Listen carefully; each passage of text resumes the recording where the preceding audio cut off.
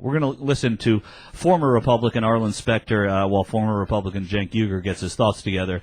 This is Arlen Specter speaking on the same subject I believe that Kate O'Leary was speaking on. It's clip number 8JR. It's Senator Specter. What is the future of the Republican Party, the party you have now left behind? Well, it would be my hope, David, that there would be a wake-up call. It would be my hope that there would be a strong two-party system. That's what I've worked for a long time. It would be my hope that the party would turn away from the Club for Growth. Let me be very specific here.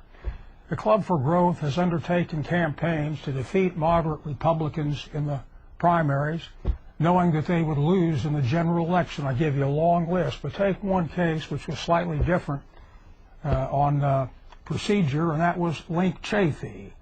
The Club for Growth beat Link Chafee, made him spend all his money in the primary. Had Link Chafee been elected in 2006, the Republican Party would have controlled the Senate in 2007 and 8 and would have confirmed 34 Republican judges, which were left on the table unconfirmed. And I think that my colleague, Senator Olympia Snowe, had it right in her New York Times op-ed piece that you have to have a big tent. Right. You can't, listen, I voted 10,000 times. I don't expect people to agree with all my votes. I don't agree with all of them at this time.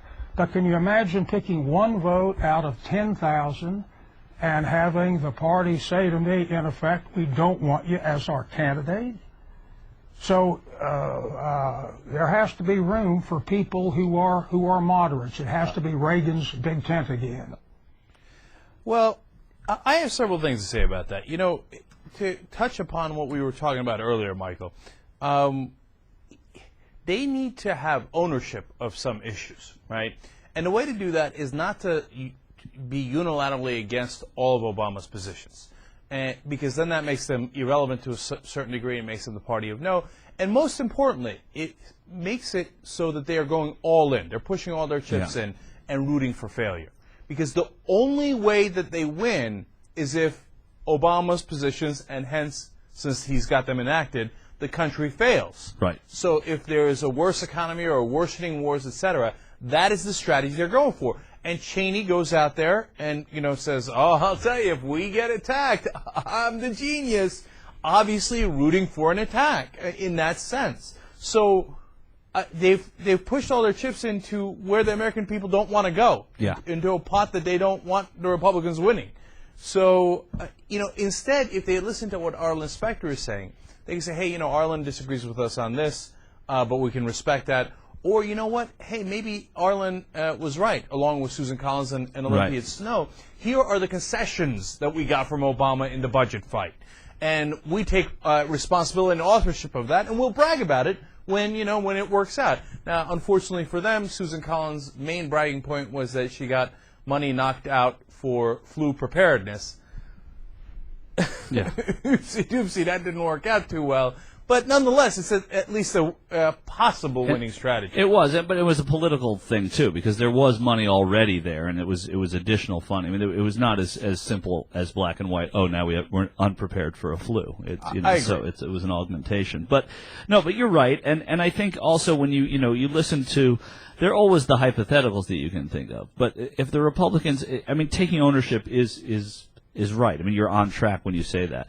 And it's difficult in their defense right now for them to do anything, you know, even if they have an idea. But they can agree on things that are agreeable. And they can identify themselves. You know, going back to what you were saying about Dick Cheney, they always, remember during the Iraq War when it was going poorly, which was just about all of it, during the Iraq War, there were Republicans were intimating that Democrats were happier when soldiers were dying and bombs were going off and civilians were dying, because it meant that Bush's war was failing.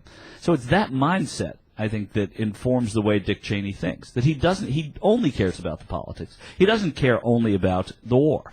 And you know why? It's a theme we've been talking about for the last 2 weeks, because it's all about projection, because that's how they would view it. They would think, hey, if I was against the Iraq war, I'd want it to fail. Right. Whereas we're decent human beings, so we don't think that way. We don't. Right? We wanted George Bush to be successful. We didn't think there was a prayer of it, maybe, but we wanted him to be successful because that means it's good for the country. They are out right now. They are out in the streets on television saying that they don't want Barack Obama to be successful. Here's a critical part, Michael. Sorry to cut you off.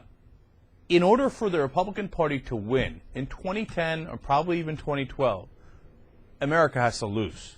Right. Because they have said no to everything that's happening. So just on a political level, understand that calculus. Because then they want to And that's what it is. It is a calculated risk. And what they want to take to the American people is, look at what a failure they are, and didn't we all vote no on all of this, right? If things go well, then they are ruined, because they all voted no against it. So in order for the Republicans to win, we have to lose, meaning the American people.